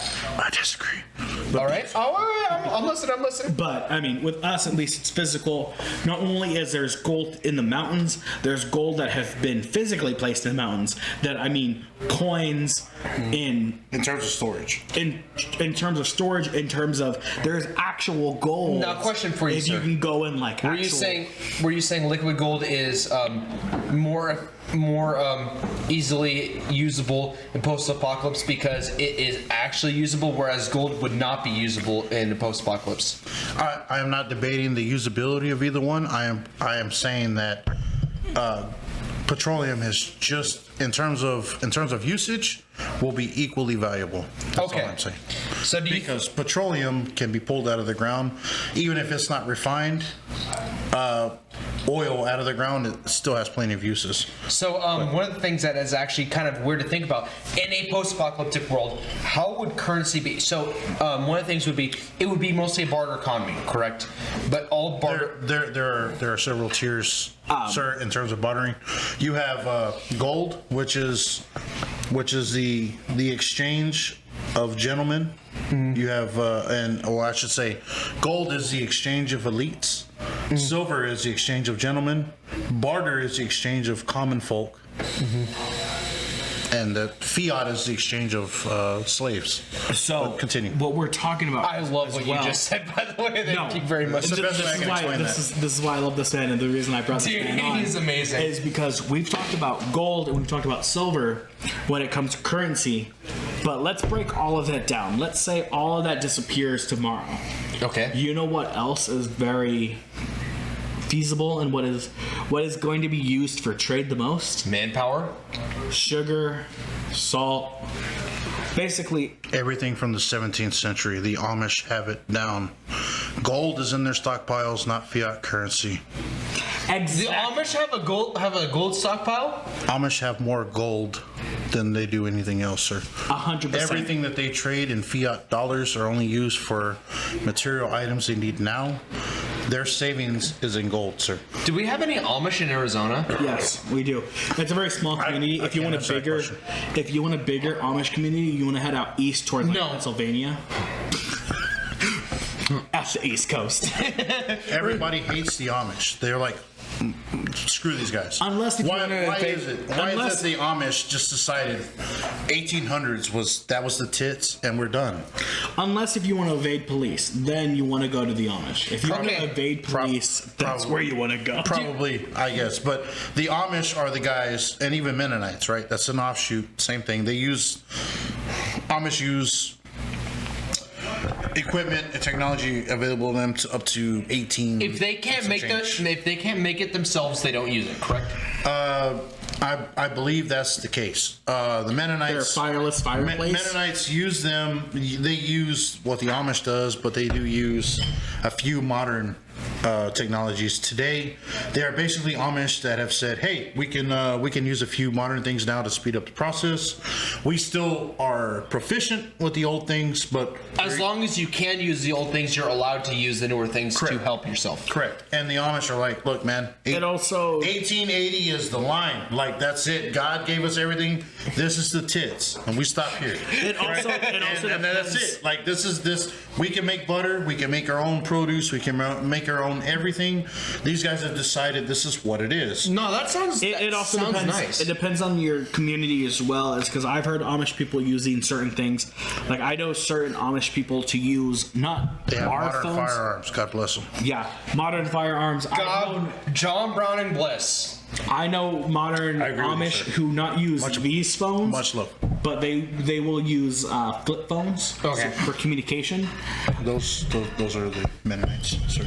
Yeah. Okay, so do you know how to build a radio? From spare parts, sir, I do not. But I can contact a gentleman in Louisiana. What a who great can. episode for not just our podcast, but just for specifically our YouTube. Like and subscribe. You know, that's a great idea. So having the Bunker Boys podcast, we talk about all kinds of conspiracy scripts and whatnot. Would it be a good idea to go into what was the word we were using earlier? Self-reliance. Self-reliance. Go into self-reliance tutorials on, because my father knows how to build a radio. I know the basics of how radio works, but I don't know how to build one from scratch. We'll do a series of self-reliance where it comes to building a radio, skinning an animal, prepping food. Prepping food when it comes to like canning, Can you hunt, storage. clean? Can you hunt, kill, clean, and process the animal? And then, not only that, can you smoke the animal and save it? Can you preserve it in jars? What is your process of saving this animal throughout the year? Because That is great ideas. we need because to do. our ancestors ate seasonally, meaning summertime was fruits and veggies all day. Wintertime, fruits and vegetables they were able to can, they were able to use. Canning we owe to the French. I know they surrendered. Oh my God! Please don't do that. They surrendered. I get it. They surrendered, but prior No, but you know what? The French helped us against the British. That's all I care about. Yes, that's correct. But prior to that, when they were fighting the war against the Russians, the Persians. So was that like? they were Prussian. So we're talking about the Napoleonic era, correct? Correct. And All right. Napoleon was actually Being led by a non-French leader. Hey, Napoleon was the reason that we have canning. He was a gentleman that put out a large amount of money and said, "Hey, whoever can figure out that we can save this food in rational portions, we can save this food in rationable portions to our front line, because food will spoil between France and Russia, right? Yeah. Let's send all this equipment and stuff there.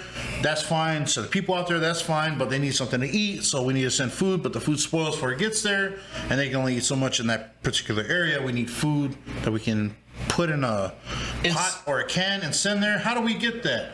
And then 2 gentlemen in France figured it out, and they collected the money. And we now have modern canning. What an interesting thing that like most of our modern, like a lot of our modern inventions came from how to either fight or fight better.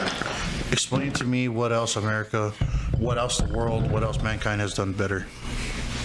Not a whole lot. Learn how to survive or fight better. That's it. What has mankind done throughout all of its existence? Fight each other. We have learned to survive by any means necessary, which includes saving and storing food, stealing and killing.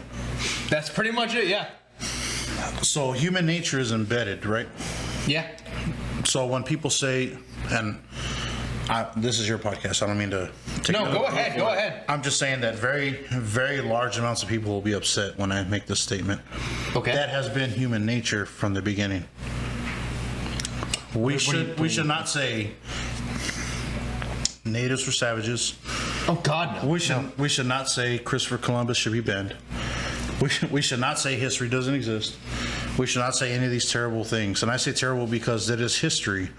These are things that did happen. We shouldn't censor them or remove them. I believe that everything serves a purpose. I have a quote, and I don't remember who it was from. My dad, being an uneducated redneck, as people have called him, has the best quotes from historical figures and scientists. And one of the quotes he has from historical figures: "History is a different place. They do things different there. Judge them by their own rules, not by yours." Who was one of the best presidents? Depending what era of time you've been in, will determine your answer. 100%. And this is something as inconsequential as the president, and I don't mean that lightly. I mean in terms of all of humanity. The president of the United States means very little to somebody in Zimbabwe, right? Correct. So what I mean by that is regionally, what happens to you regionally matters. And for instance, let's say you are somebody living in a city and the Biden administration has not affected you in the slightest. But if you're someone like me who has had... Who would that be? Please explain. Let's say somebody who has already been living off of unemployment for the last couple of years because they have been living off of COVID. I know who you're talking about. Oh my God. Somebody who's been living off of unemployment. Shots fired. Shots fired. Their life has not changed much. And they have had their views recognized by what they believe is a very powerful governmental body versus someone who lives more in the middle of the country where the cost of gasoline and other things has gone up. They are going to view an administration differently than if a administration were to be lowering the taxes in a small town, or they would be lowering the price of gas and stuff like that, whereas forcing people in the city to live a quote-unquote harder life. Now granted, I am a little bit drunk and my wording is a little bit off, but I hope you guys understand what I'm saying. We follow your train of thought, sir. Okay, thank you. We understand what you're saying. Meaning those that have been, I don't want to use that word. I apologize. But those that have been living this lifestyle prior will feel no difference. Correct. Okay. I don't want to use the other word because we are not on my channel. So it's different. We try to remain politically neutral on this channel. However, considering the fact that we cover how can you do so? It is almost impossible, especially because what politics. What is? Let's break the word down. Politics change constantly. Let's break the words down. Poly means many or multiple. Mm-hmm. Yes. And ticks are what? Blood-sucking creatures, which are also fucking. And they live in DC. But here. Okay, that's a good one. That's a good one. Anyways, I'm just saying that. Look, there are things that you don't have to go to work tomorrow, you son of a. I don't gotta go to work tomorrow. I'm off for a week, motherfucker. So this has been great discussion, but I believe we've strayed far from the topic. Oh my God, we have so much. I just want to be the voice of reason and just try to herd these cats, which is impossible. Let's herd cats back into the direction of. So apocalypse. So we're hurting back into this. Our scenario is what, sir? No, our scenario is we're still talking about communication, and we kind of varied off this. So that's actually. But I want everyone to remember that I'm on 7-8. I'm on my 8th beer. Mm-hmm. I'm on 7. Quit be, Bro, I'm on like Why do you have to 5. one up me, JD? Why do you have to one up me? Bro? I need to one up everything. I know if you give me 1, you give yourself 2. Just remember, the shirt reigns true. Best in the world. Shout out to the host. All right. Shout out to the hosts. Go like my merch. Go buy my merch. Please go buy my merch. I feel like I'm a host, right? You're a host. Okay. You're still a co-host. But go buy my merch. I'm on Etsy. Go buy. You're the manager. Merch. It's okay. Yeah. If you guys haven't heard, we have our producer in the background. We got a hired chef, you would say. Okay. What would it be more of a producer? stepping up, 'cause we a gotta- sponsor. I would say a producer. Because producer would have to be involved in the production of the. I mean, they are. I mean, hosting the location, feeding the venue.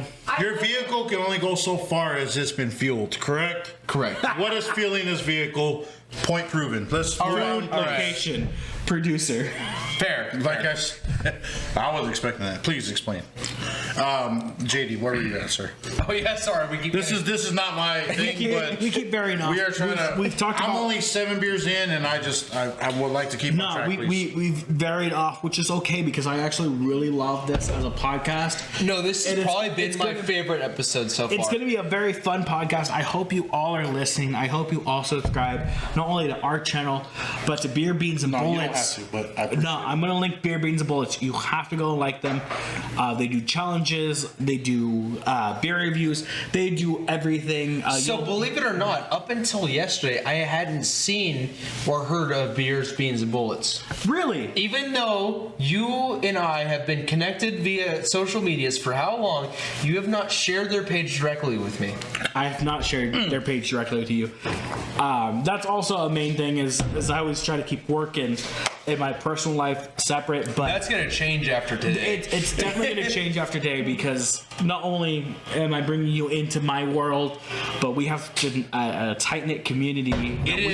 A community that we've made. It is meshing way better than I expected. It's meshing a lot better than I expected. I also think that from the first I've known Beer Beans, Texas. I've known you for what, almost 3 years now, or 2.5.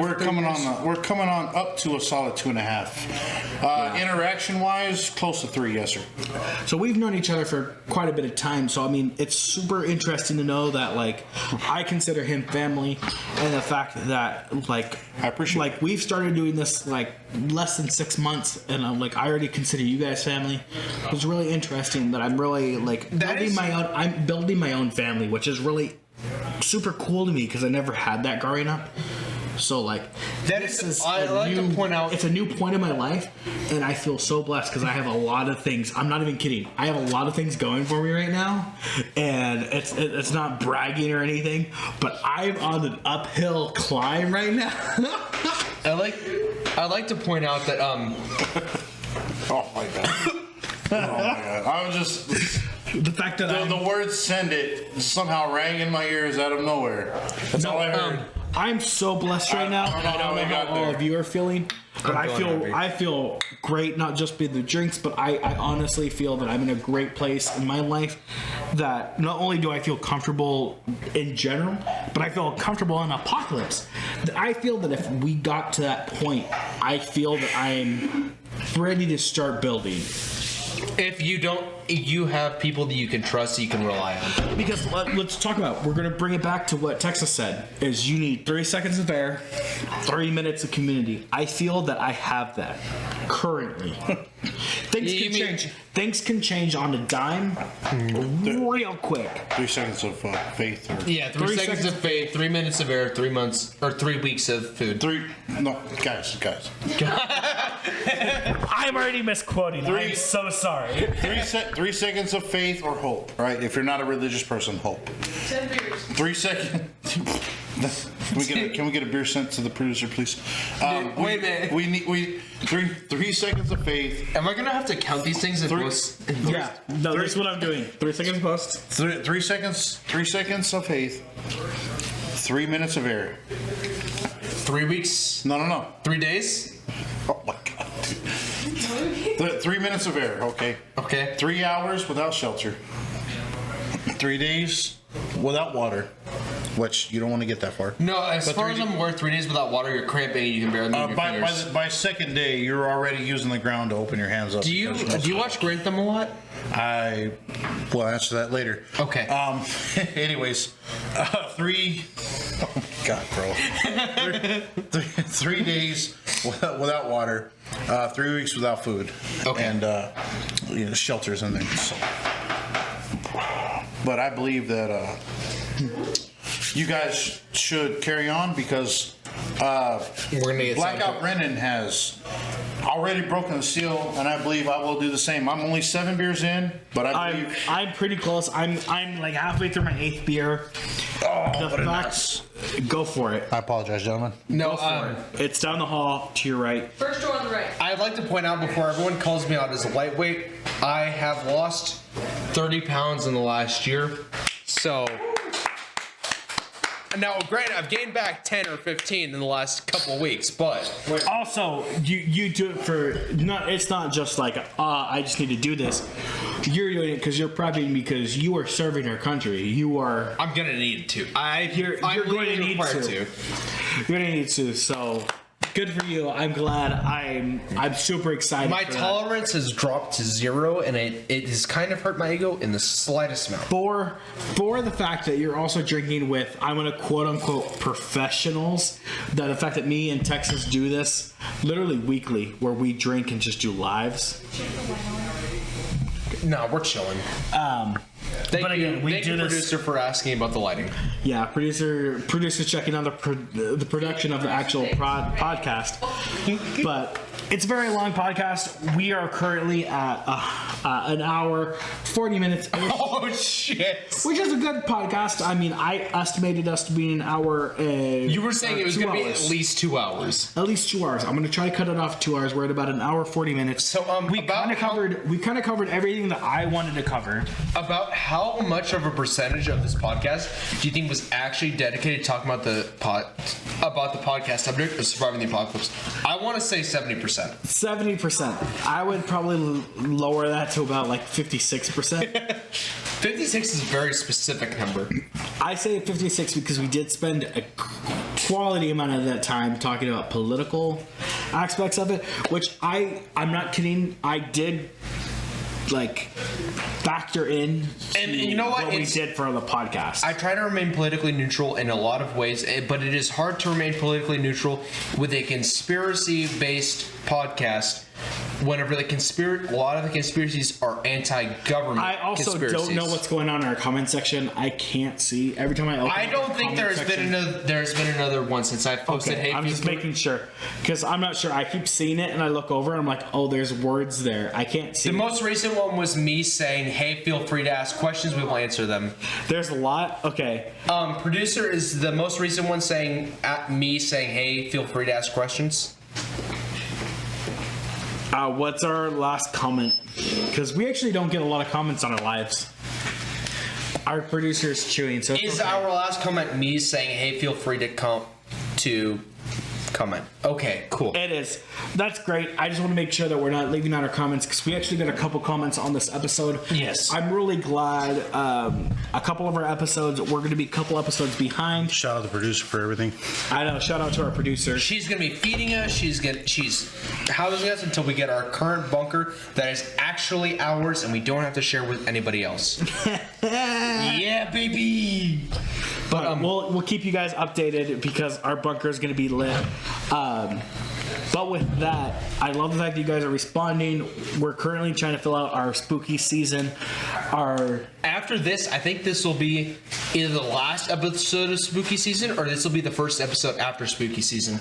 Also agreed because we have one more before this, which would be our Gacy episode. So if you have not seen our Gacy episode, go back, Like, subscribe, go follow us, go find that Gacy episode. I'm not even kidding. I've done this a couple times throughout this episode, and this is Dahmer episode.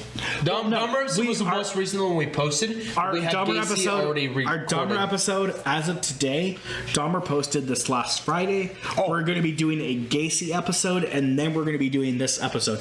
So this episode should be coming out the Friday before Halloween. So if you're watching this, have a happy Halloween. Why do I have an empty beer? You guys, I'm Why do you have an apologizing. empty beer? Because you drank it. I'm apologizing more than a Canadian right here, bro. I'm just. I you actually said need to Casey, work and I was tomorrow, like, so I just did the Dahmer thing. Wait. I'm subscribed. I just saw the Dahmer. That's what I was thinking. I actually have to work apologize. tomorrow, so I should probably stop. All right, you're going to stop. That's okay. I'm going to finish because how many did I say I was going to do? I said my limit was 6 because I was just like, sucks to be you. So, what was I going to say? So, have- it's hard to remain politically neutral whenever talking about a conspiracy podcast, whenever you are whenever a lot of the conspiracies are about how bad the government has overreached or overstepped. It is very hard to remain politically neutral, but we do try in a lot of ways. I don't believe we're gonna survive the apocalypse with the current things that we've said. We need to get back to the base, please. yeah, Okay. I mean, we're not going to survive what we currently have. And again, if you want to survive the apocalypse, you have to go follow our YouTube. And that's all I'm going to say. You have to follow our YouTube. Not only do you have to follow our YouTube, you have to follow JD on YouTube. You have to follow Beer.Beans.Bullets. We're going to link all that below, but you have to follow us on YouTube because we are going to be doing content where we're going to talk about not only bunkers, but we're going to talk about how to do food prep, and we're also going to be doing a lot of chugging videos. So you have to follow us. And Wait, I'm sorry, this is a promotional plug. Yes, it is. Okay. And this is 100% promotional. But again, I'm going to be doing content where we're only going to be talking about how to prep that food, how you're going to be ready for the apocalypse. Because this is just a brief topic where we're talking. Because I really just want to get it. I really wanted to get Texas on this podcast. JD. I really wanted to do it. I've got canning videos coming out, bro. I'm just letting you know. We are going to do it. You want some You know fun? what we'll do? You know what we'll do? Is we will review his canning videos, do it ourselves, and see if we can reproduce it. 100%. Because you know what's a fun fact about cannons is you can have a felony and still own a cannon and not technically own a firearm. Canning. Canning. What are you talking about, cannons? I heard. I love where you. So hear me out. Like Gonzalez has just entered the chat. Where are we at? Hear on me this? out. Hear me out. I've been on headphones Oh my this whole God. entire time. Oh my God. These guys have What, not. cannons? He said I heard- cannons. I heard cannons, not canning. We're gonna do cannon videos, but I heard cannons. That's why we could also do cannons. Here's the thing. I heard cannons, and technically, as a felon, if you have any felonies or whatsoever, You can still have a black. You can still have a black powder firearm. yeah, you technically, let's say that Texas went to jail, he could still come out of jail and go and buy a cannon. What? What? He's not going to jail. Why If do I any- gotta go to jail? if- What the fuck? If any of the three of us are going to jail, it's probably me. But Why? out of the three of us, Why would you go to This jail? just paints everyone in a bad light. No, let's not. Like, what are we it doing? paints all of us in a bad light, yes. But you out of the doing three of us, I'm most likely going to jail.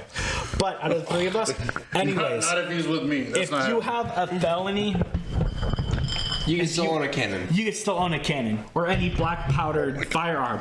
So technically, you could still technically have a firearm. But we'll talk about cannon. We'll talk about cannons because I think having a cannon for Why would you need a cannon for? I want a cannon. I want a cannon. Community defense, let's say like post-apocalyptic community defense, a cannon would be like the least reliable thing because it is Here- so stationary. Hear me I out. disagree. Oh, okay. I disagree with this. And for the Okay, I'm listening. for the fact that fucking disagree. would you continue charging at me if I sent a ball the size of your chest flying by your head at least once? Disagree so- Okay, so I was thinking, I disagree so hard. if you are a small raiding party and you see somebody with a cannon, you just don't approach in that direction. You have no idea how versatile cannons are, but okay.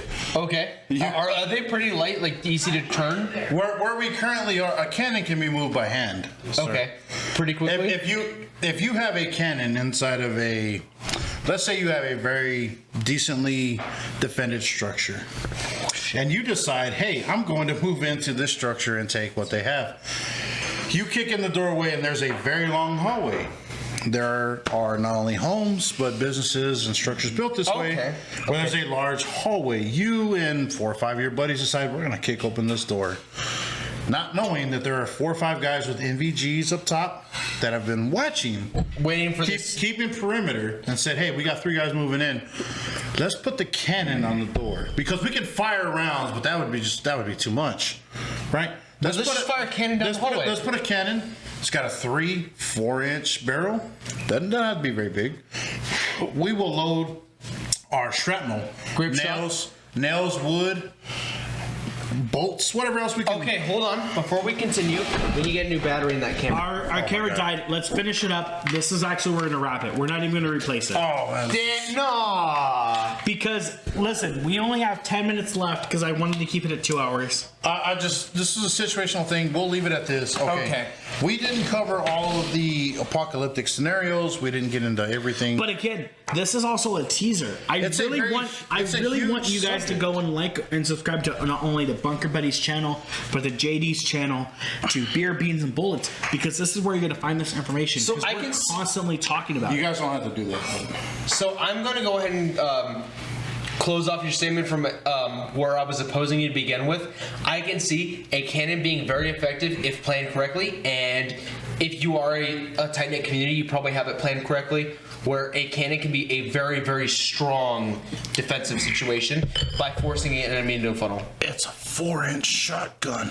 That's basically what it is. Explain to me how this is bad. Yeah, good point. Good point. Like, it doesn't have to just be a ball. So why did we even start talking about cannons? Is because he misheard canning? Yes. Yeah. Okay. Cannon. Okay. But again, that's literally all we're going to talk about. And I want you guys to follow Beer, Beans, and Bullets. I want you guys to follow Bunker Buddies, because we're going to talk about that. It's literally stuff that I have lined up. I would love to talk about, and you know what else we need to talk about is actual, like, legitimate training, like learning how to. So everybody goes out and they shoot their guns, right? Everybody's like, okay, I practiced with my gun. That's enough for me to be prepared.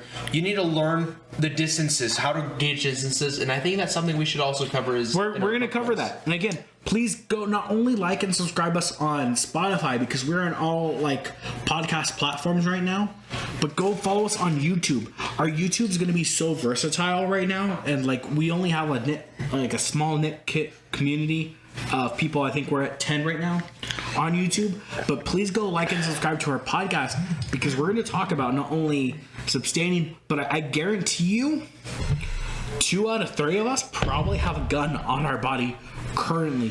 We're going to talk about our Second Amendment. We're going to be talking about I strongly agree. Yes. We're going to talk about not only Second Amendment, we're going to talk about protection. We're going to talk about bunkers. This not only is our Halloween spooky episode, but this is inviting guests, because we're going to start doing live streams. We're going to do content specifically for Bunker Buddies.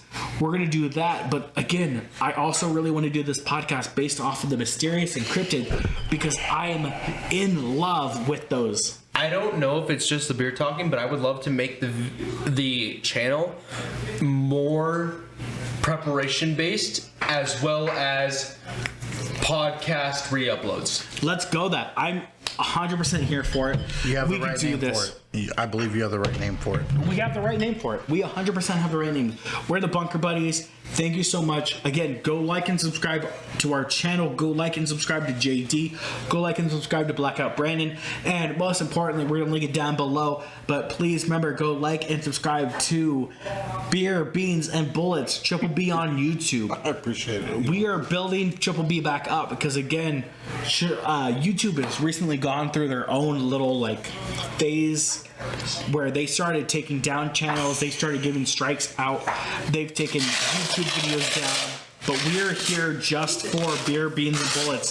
So go like Beer, Beans, and Bullets. Thank you guys so much for this episode. There's a lot that we're going to talk about in the future, and I know that we're going to end it because our video did die. Thank you guys for hanging out for so long. Episode 1.